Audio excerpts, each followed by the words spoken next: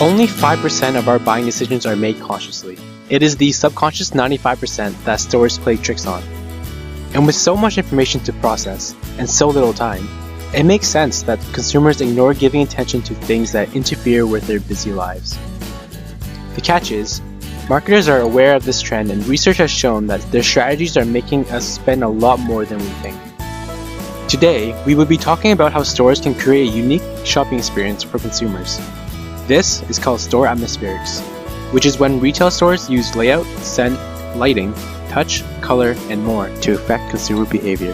Our research topic is to find out how prevalent the use of store atmospherics is in small businesses, and if consumers are aware of these tactics. Where do you go first when you enter a store? Stores are organized counterclockwise because around 90% of people are right-handed. But is this actually true? We went to figure it out ourselves. This corner position, you kind of have the flow through the door, and you kind of do that circle. You just end up doing it either way.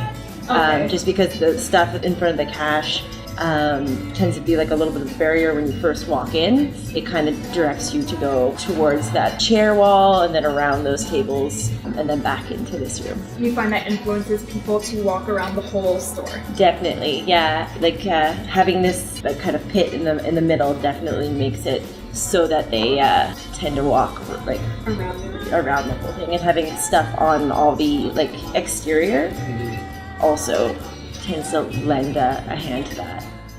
This is just one example of how stores are designed to make you shop more. But using layout as a way to increase consumption can be found in many different ways. Store design, well, I watch people when they come in, and I watch the flow of the traffic, and then I just assume if a woman stays and looks at something longer, it's in a good place. But if it's not, if she walks out too quickly, then I have to redesign the store again and watch the next traffic flow. So I'm always watching people's movements and traffic flow.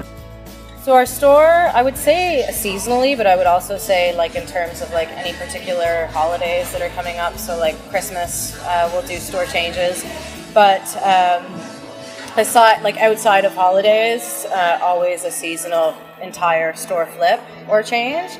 And we actually have somebody in charge of visuals for the entire store. And so the sales team and the visual team works together to make sure that that coincides.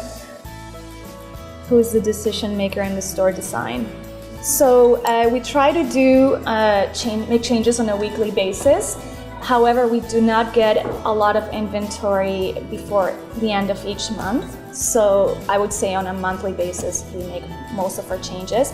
And it all really depends on what type of shipment we have received.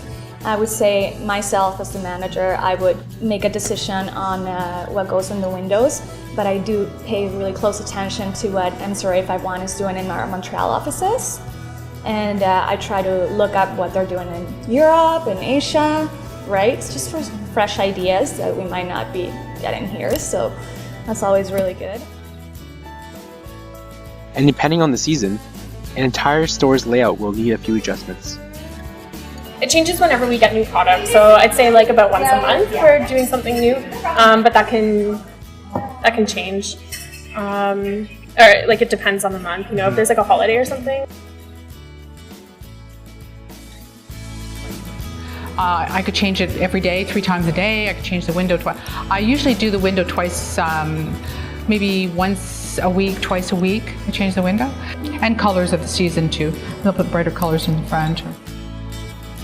Don't think I went by directions, so I obviously saw the sales like clothing at the front, so I walked through that first. And then I walked through sections like, let's say, the dresses, because that's what I want to look for next. And then I move on to like shoes and stuff. So like not a specific direction, but where the products are. Came in, we went to the back of the store, to the right. Okay, to the back? Yeah, to the back, and we kind of worked our way back towards the front. The threshold area is the very first space that consumers step into when they enter a store. It's a space where consumers make the transition from the outside world to what the store has to offer. And a lot of that attraction begins with that first smell. The smell of fresh baked goods causes a psychological reaction that makes shoppers lose discipline, causing them to become more likely to buy. Cash. That affects my shopping behavior. Not necessarily a bakery, but if you're hungry, I guess never go shopping when you're hungry. You buy things you don't need. Having an appropriate smell in the front of the store makes the consumer happy and gets them in the mood to spend cash. And each store has its own unique smell. Our store's probably like one of the most like that's what we're here for, kind of. Our whole store kind of smells good all the time. Yeah. But one of the things we do is like encourage people to smell the teas themselves. So the tea kind of sells itself. It smells different than most other shops. You go to a coffee shop and you smell the coffee, but here it had a nice aroma, and just makes you feel relaxed.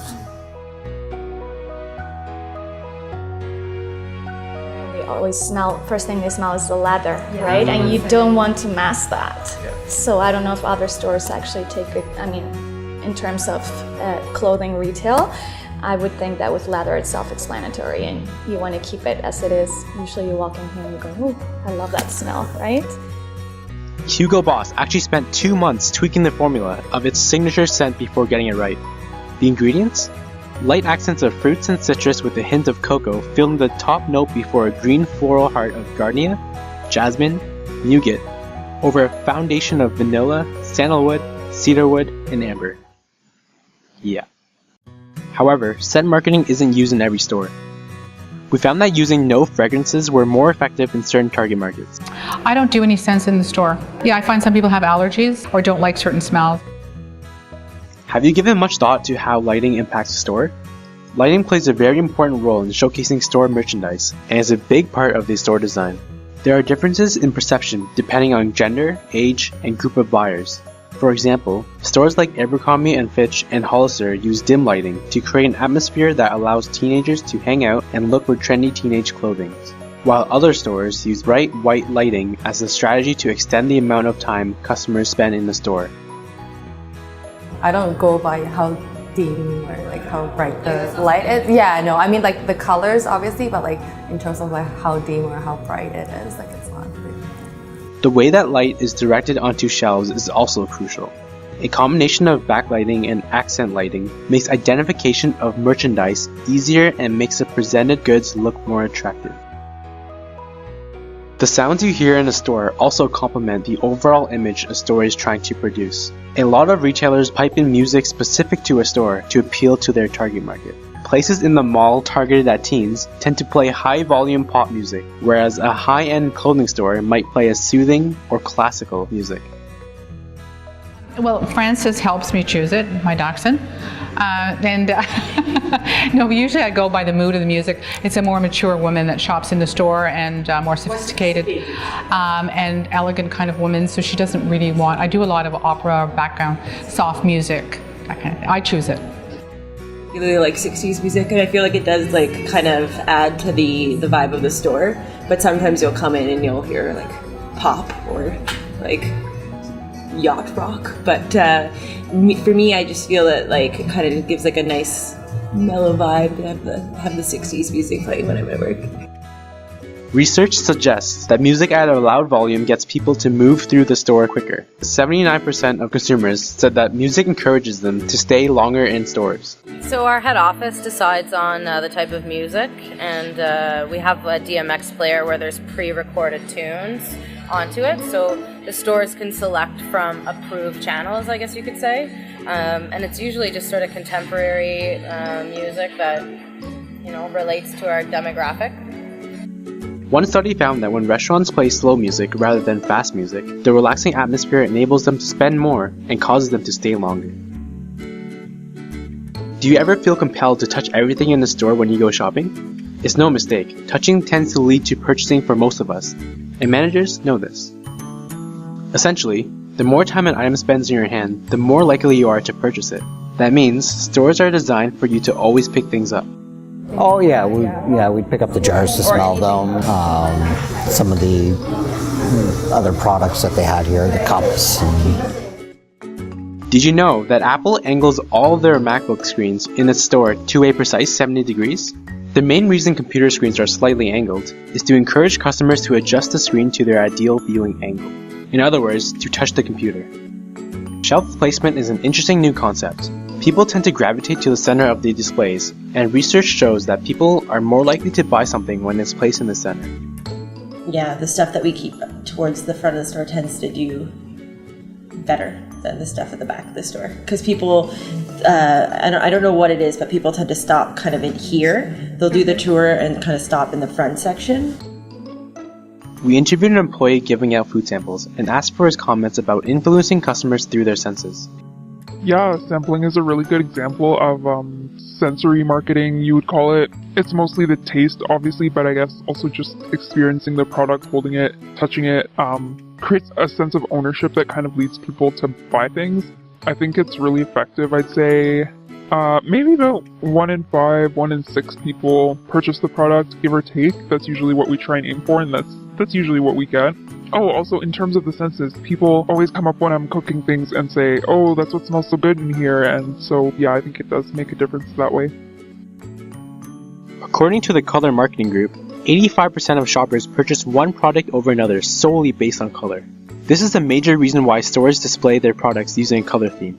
Well, right now we're showcasing our spring collections, spring-summer that is. So we have the Azure collection, which is the bright blues. And we like to bring in colors that will match that. If you're buying the blue bag, you may actually want to buy the brown wallet to go with it just because it goes well. So we try to mix and match with other products that we already have in the store, but this is the new collections that have come in. And same thing with the coats, and when scarves come in, you just try and do a little bit of a matchup. It also explains why bright colors of items such as produce excite the eye and tempt the shopper to buy more produce. The use of color marketing can also be applied on walls. The color green is positively correlated with the longer time spent in stores, and red, well, does the opposite. It's like whitish. I think it's nice. I think it's like a very generic clothing store, and I think white would be like the most common. Obviously, it's a color when it's light, it makes it feel like it's bigger and it's more. When it's dark, it makes it kind of compresses your feeling. Store atmospherics is a fascinating field of study. Our research shows that this marketing strategy occurs in a variety of different industries in many different ways, and most consumers weren't even aware. Whether it's changing the layout, applying fragrances, use of lighting, choice of music, ability to touch, or use of color, marketers are finding new ways to influence consumers' subconscious minds. There's so much in store, and the cart isn't even full yet. Store atmospherics is changing the way stores think, and we expect even more marketing tactics waiting in line.